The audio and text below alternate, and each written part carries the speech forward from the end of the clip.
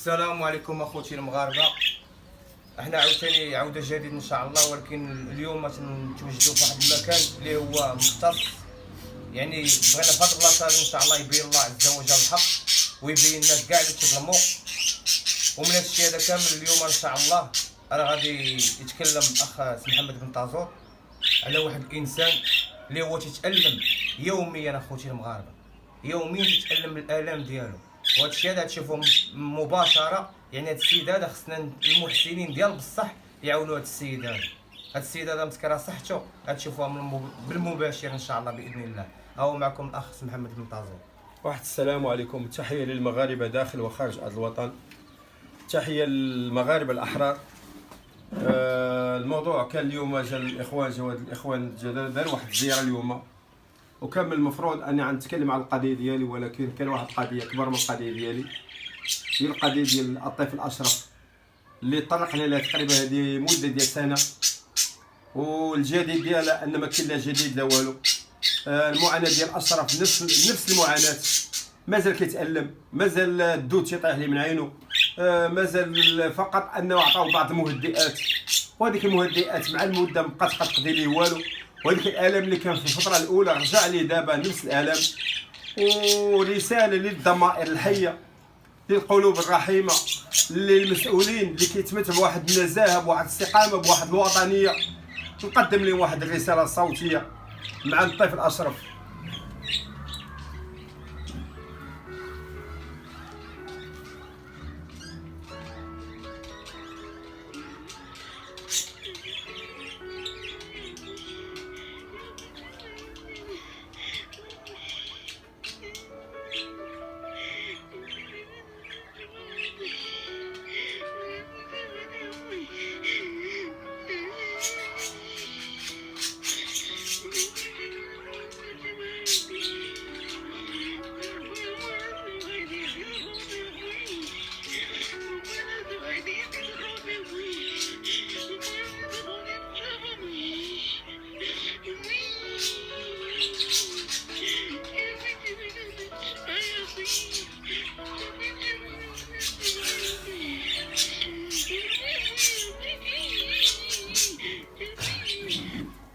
اخوتي هذا الشيء هذا وحق الله فيه.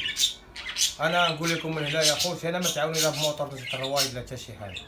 عاونوا هذا السيد هذا حبيب عيني. شوف قداش خارجه والالام يوميا تعطيو الدواء وكذا. هنا بينوا لنا المسلمين ديال بصح، عاونوا هذا السيد هذا. هذا راه ما كذوب ما حتى شي حاجه، هذه حقيقه.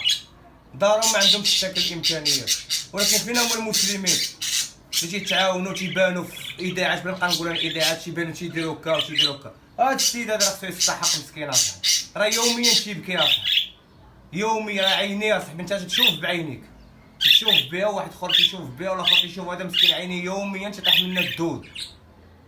والله يرحم لكم الوالدين اخوتي المغاربه والمحسنين والعرب كاملين فيما كنتم. عاونوا هذا السيد هذا، الله يجعل ربي يسهل عليكم في هذا النهار. الله يرحم لكم الوالدين. واحد السلام عليكم. ربما المغاربه تفرجوا في هذه الايام هذه تقريبا في هذه السنه هذه في هذا رمضان هذا، واحد الحاله ديال واحد السيده من افريقيا، جابتها وزاره الصحه جابتها حتى المغرب ودارت لها عمليه جراحيه باش تولد واحد 9 ابناء. هذا شيء جميل. علاش الوطن ديالنا هذا فهمتي راه وجلاله الملك موصوف بالكرم وبالعطف وبالاحسان، وهذه الصفات نبيله. لكن في الجانب الاخر كنلقى واحد المغربي راه اكثر من مده ديال اكثر من سنه وزياده باقي كيتالم نفس المعاناه. هذا المواطن هذا ماشي شي واحد كبير ولا انه عنده واحد الجهد باش يصبر ولا لا، هذا طفل عنده 13 عام. جا الكونسير في العين ديالو، كلكم عرفتوه، هو الطفل اشرف. عينا ما تقاتلوا، عينا من راسلنا الوزير الصحه، راسلنا الجمعيات، جاو قنوات، القضيه ديالو تعرفت خارج الوطن، واشرف بقى هو اشرف. المعاناه بقات هي المعاناه. هذا الانين اللي سمعتوه في الاول، هذا البكاء ديالو راه نفس السيناريو، نفس الاسطوانه اللي كتردد يوميا. اشرف راه باقي هو اشرف، الالم باقي نفس الالم. كان واحد الفتره انه الالم نقص من الحده ديالو. علاش؟ حيت عطاو شي مهدئات نفعات واحد شويه، ولكن موراها رجع الالم لحالته الطبيعيه ورجع اشرف كما هو. وتقريبا كنشوفوا كلشي نسى اشرف، كأن اشرف تم العلاج ديالو والدواء وصافي مابقى تيحس بحتى شي حاجه. وهذه راه ظاهره خطيره بزاف. اشرف راه مازال تيعاني، مازال ما ديدو لكم. هذه رساله للسيد وزير الصحه. السيد وزير الصحه، ما دامت عندك القدره باش انك تجري عمليه للسيده من افريقيا وتجي من افريقيا حتى المغرب ودير عمليه وتنجب 9 ابناء، هادشي ما حنا ما كنحسدوهاش. الله يبارك ليها، الله يبارك ليها في الوليدات. ولكن حتى حنا راه مغاربه، حتى اشرف راه طيف المغربي، والجرح ديال اشرف ما بقاش الجرح ديالو بوحدو، ولا الجرح ديال المغاربه كامل. هذه رساله خصك تعرفها. وهذا التهميش اللي تصاب اشرف وبعض الناس اللي في الحاله ديال اشرف راه هي رساله واضحه منك يا سعاده وزير الصحه. رساله شنو كتقول؟ كتقول التهميش والاقصاء للمرضى الفقراء من المغاربه، وهذه رساله ما كنتقبلوهاش. واثناء اطلاعنا على الصحف والقنوات لقيناك انك درتي عده خروقات، وحنا ما غاديش نستصغوا هاد الخروقات اللي درتي. وكان طالبوا بالعلاج ديال اشرف، ما كنتيش قدم الاستقاله ديالك. المنصب ديالك كاين يعشدو، كاين ناس وطنيين احرار، كاين ناس لا ادوا القسم تيوفاو به. تا ديت القسم وخنتي القسم وخنتي الوعد اللي عطيتي لجلاله الملك. جلاله الملك ما عطاك هذاك المنصب الا وانك وعدتيه واديتي القسم انك غتقوم بالواجب باحسن القيام وغادي تادي المهمه ديالك باحسن اداء. ولكن ملي كنشوفوا واحد المواطن مغربي طفل عنده 13 عام وتيوصلها الدرجه ديال المرض وكيوصل الخبر ديالو خارج الوطن وما كتحرك الساكن، هذه رساله ما فهمناهاش. انا انطلاقا من القضيه ديالي كان عندي اتصال مع بعض الناس من سميتو المنظمه الدوليه، نعم المنظمه العفو الدوليه، كان بخصوص القضيه ديالي. وكانوا طالب واحد من الاعضاء طالب مني فقط نسخه من الملف ديالي. رفضت. علاش رفضت؟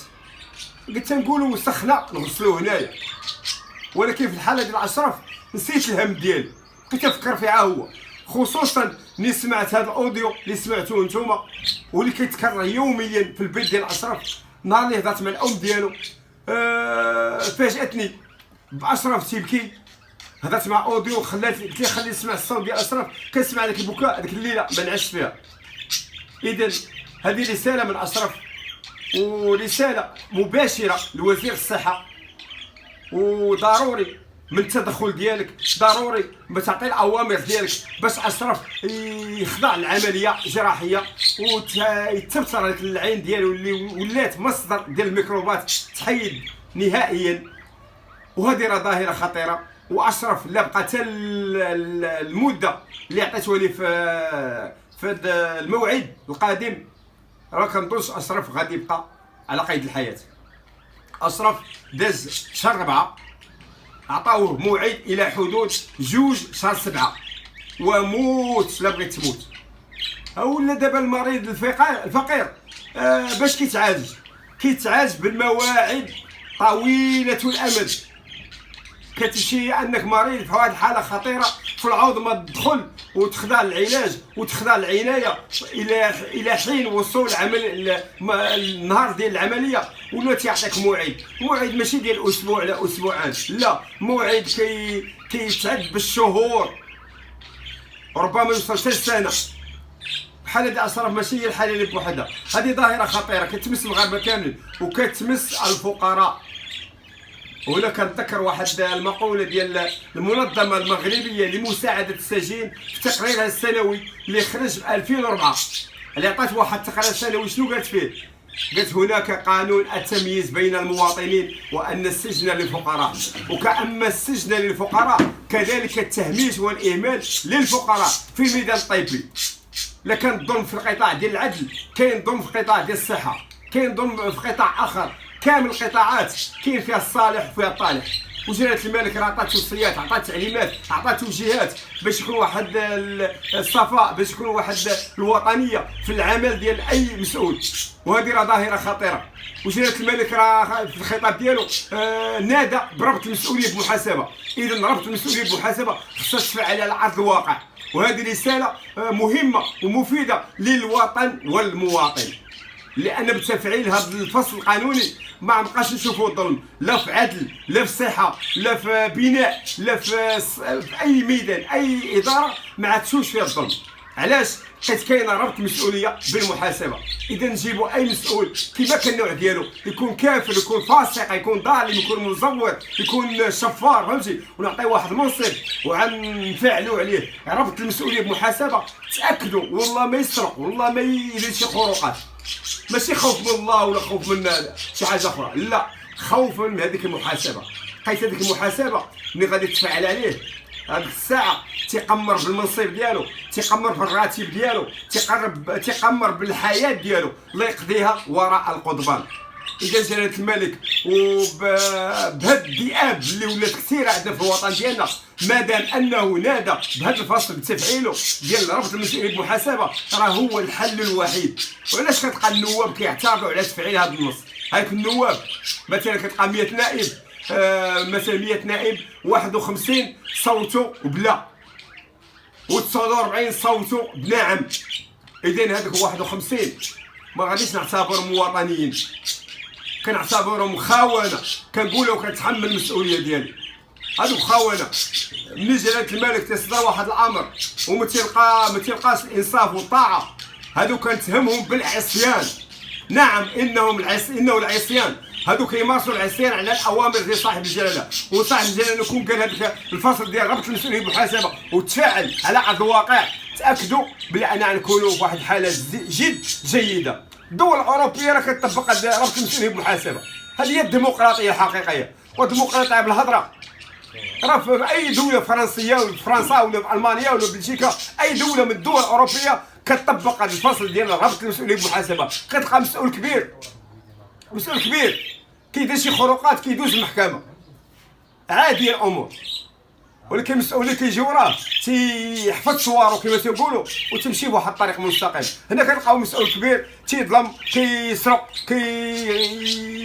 يسمم عباد الله، بحال الحاله ديال المسؤول انه يسمم واحد الاسره جايه من سويسرا، واحد الاسره جايه من حتى الجاليه ولات مستهدفه من هاد الخونه ديال البلاد هذه. علاش غنصبروا اليوم؟ جلاله الملك نادى بواحد الفصل يطبق هذا الفصل. هذا الفصل هو حبل النجاة للوطن والمواطن. نتفاعل ديال ربط المسؤوليه بالمحاسبه، تاكدوا ما عاد تشوفوش الحاله ديالي، ما عاد تشوفوش الحاله ديال اشرف، ما عاد تشوفوش الحاله ديال السويسريه، ما عاد تشوفوش الحاله ديال الوحدات اللي جايه من فرنسا، ما عاد تشوفوش هاد الحالات، حيت هذاك المسؤول غيخاف من المحاسبه. اذا مادام كاين مسؤول وتيخدم في واحد القطاع وشاد عنده واحد المسؤوليه وتيخدم بلا ما كينتظر هذيك المحاسبه، تنتظروا منه انه غادي يتمادى في الظلم ديالو، غادي يتمادى في الطغيان ديالو، غادي يتمادى في النصب ديالو، غادي يتمادى في الاحتيال ديالو، غادي يتمادى في التزوير ديالو، وراه جلاله الملك بوحدو ما يدير والو، يد واحده ما كتصفى. ولكن جلاله الملك راه خاصو الناس يوقفوا معاه. شكون هاد الناس؟ هما الشعب المغربي، هو المواطن المغربي. قديما كان المغرب وصل لهاد الحاله اللي وصل ليه دابا الان، كثروا الخونه، وكان جات واحد الظاهره جميله ولا ذكرى من الذكريات التاريخيه، هي ثوره الملك والشعب. علاش جات ثوره الملك والشعب؟ حيت هذوك المسؤولين في اللحظه ما عندهمش مسؤوليه، تيخدموا المصالح الخاصه ديالهم، وهذيك الحاله احنا وصلنا لها دابا. هما مسؤولين كبار تيفبركوا، تيزوروا، تيسحروا، تيسموا، فهمتي؟ راه بزاف هادشي بزاف. الحاله ديال الاشراف وديالي وديال الفرنساويه وديال السويسريه وديال بزاف الحالات، كون كانت ربط المسؤوليه بالمحاسبه والله حتى شي مسؤول شي قطيح منهم ما غادي يقدر يخرق القانون. وهذه رساله للمغاربه كاملين. ها نحن في لحظه ديال الانتخابات، ها هما دابا غيبقى يطبلوا عليكم ويزمروا عليكم. كاين مسؤولين، كاين الناس نزهاء هما اللي خصك تصوت عليهم. باش يجي مسؤول ويعطيك 4000 ولا 6000 وتصوت عليه، راه هذه ظاهره خطيره. هذيك 4000 ولا 6000 مثلا يعطيها لك، لا جينا نقسموها على كراتب شهري، غتجيك 24 ريال الشهر، ولا جينا نقسموها كراتب يومي ما تجيك 2 ريال ما كاملاش. ما تبيعش الكرامه ديالك، ما تبيعش الانسانيه ديالك، ما تبيعش الوطنيه ديالك. بقيت غيجي واحد النهار وغادي تمرض، غيجي واحد النهار وغادي تظلم، وعاد تجي تشوف الحاله ديالي ولا مرضتي عاد تلقى راسك في الحاله ديال اشرف، ولا الحاله ديال واحد السيده ثاني من كتجي من حد كورس ولا ملي كتجي المده ديال سيمانه كتسنى مسكينه قدام المستشفى في الشارع، وهي عندها كونسير تحت، وهذه عنده كونسير في عينه، لا واللي عيعالج واللي عيعاصر واللي يفيد المغاربه ما كاينش. الفقير مهمش، الفقير منبوذ. هذه ظاهره خطيره، وهذه رسالتي للمسؤولين النزهاء. اما ذوك الفاسدين ما كنهضرش عليهم، وتنقول لهم نهار يتفعل ربط المسؤولين بمحاسبه غتلقاو راسكم وراء القضبان. وجلاله الملك راه عيا ما ينبه، عيا ما يحضر، جاب واحد التحذير ديالو قال فيه اما ان تكون وطنيا او تكون خائنا، وليس هناك امر وسط. وما دام جلاله الملك هو اللي نادى بربط المسؤوليه بالمحاسبه، هذا الفصل خصو يطبق. هذا الفصل هو حبل النجاه. هذا الفصل واللي ما تخليش تشوف واحد الحاله بحال الحاله ديالي، ولا بحال الحاله ديال اشرف، ولا بحال الحاله ديال زوار قراشي ديال مكناس، ولا الحاله ديال سميتو العجل وعبد السلام اخصال. هذا عبد السلام واخصال وعجوج شكون هما؟ جوج نزلاء كانوا معايا 27 عام ما دايرين والو حتى هما.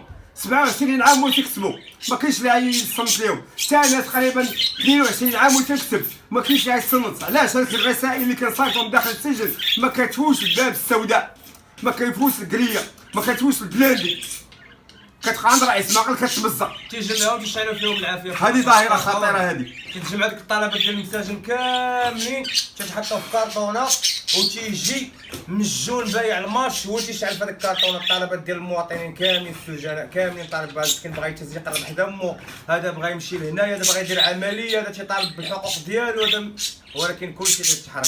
لهذا خويا بن طازوس محمد نشكروك على يعني هو المشاكل ديالو منساهم، ما هضرش على المشاكل ديالو كاع، بان لي هذا السيد اشرف وحنا كاملين مألمين مع خويا اشرف، واي حاجه مساعده منا غادي نعاونوك بها باش ما قسم الله. وراه هنايا تيبانوا المغاربه ديال بصح، ما باينينش هذوك الناس اللي تيديروا الخير ما تيبانوش، ولكن عاونوا اشرف. عفوا خويا الله يحفظك، حنا ما كنطالبوش احسان. هذاك راه مواطن كيتمتع بواحد الحق ديال الوطنيه. مواطن من حقه العلاج، من حقه العلاج. هاد وزير الصحه راه فهمتي راه ميزانيه مشات عا في السرقه، راه الصحف الوطنيه كتكلم عليها. علاش هاد الخروقات؟ علاش ما تكونش محاسبات؟ نهار اللي طالبوه بشي وثائق ما بغاش يعطيهم اليوم، شكون غيكون وزير الصحه؟ حنا كنعترفوا بالشعار ديالو هو الله الوطن الملك. نعم الشعار ديالنا هو الله الوطن الملك. ملي تنقولوا الله الوطن الملك ما كنعتبروا حتى شي واحد اخر. اي مسؤول كما كان المنصب ديالو راه هو مجرد موظف، مجرد عامل بقيت في اخر الشهر تياخذ الراتب ديالو.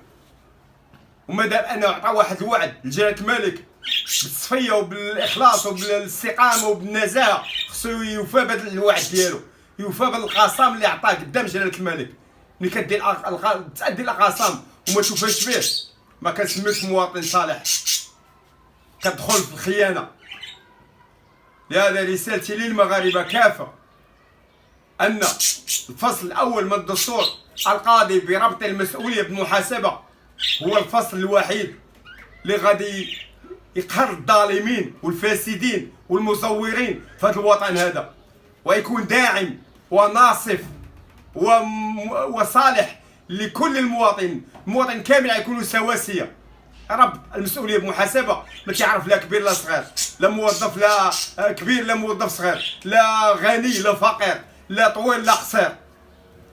هذا الفصل هذا كيشمل المغاربه كاملين، كلشي سواسيه. هنا تقولوا دوله الحق والقانون. وهذه رساله للمغاربه، وتحيه للمغاربه داخل وخارج الوطن، وتحيه للاخ دريس دار الطريق الله يحفظك اخويا، وتحيه للاخت حنان، وتحيه للمغاربه كاملين في اي قدر من الاخطار، وتحيه الاخ المجاهد المناضل سيمو محام قال لي حيت النضاضر انا حيت النضاضر. سيمو محام ها المناظر ديال الاخ دريس ها هما غادي ياخذ الصديق ديالي باش تكون على بينه. وتحيه للمغاربه داخل الغرب والسلام عليكم ورحمه الله تعالى وبركاته. خويا كنشكروك على هاد الزياره هادي وتحيه لك مع الخوك بن طازوت محمد ونتمنى لك التوفيق في المسار ديالك وكنتمنى تعالج المواضيع الهادفه اللي كتمس المجتمع وكنقدم لك تحيه نضاليه عند خوك بن طازوت محمد. شكرا خويا بن السلام طارق. عليكم.